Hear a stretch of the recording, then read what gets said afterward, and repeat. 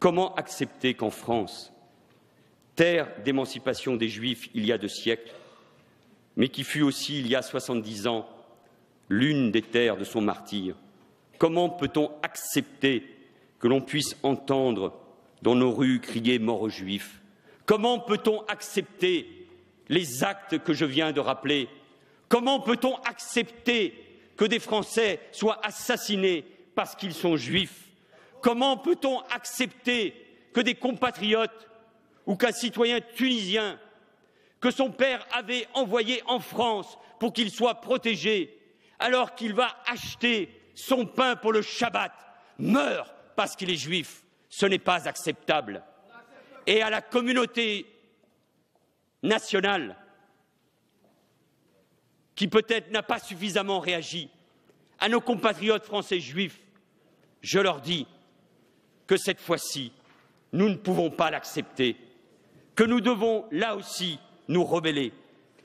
Et en posant le vrai diagnostic, il y a un antisémitisme que l'on dit historique, remontant du fond des siècles, mais il y a surtout ce nouvel antisémitisme qui est né dans nos quartiers sur fond d'Internet, de paraboles, de misère, sur fond des détestations de l'État d'Israël et qui prône la haine du juif et de tous les juifs. Il faut le dire, il faut poser les mots pour combattre cet antisémitisme inacceptable. Et comme j'ai eu l'occasion de le dire,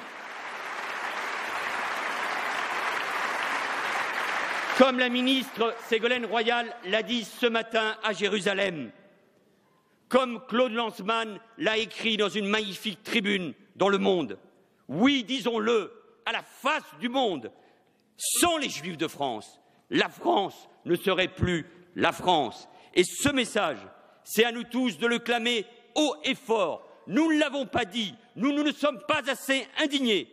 Et comment accepter que dans certains établissements, collèges ou lycées, on ne puisse pas enseigner ce qu'est la Shoah? Comment on peut accepter qu'un gamin de 7 ou 8 ans dise à son enseignant, quand il lui pose la question « Quel est ton ennemi ?», et qu'il lui réponde « C'est le juif ». Quand on s'attaque aux Juifs de France, on s'attaque à la France et on s'attaque à la conscience universelle. Ne l'oublions jamais.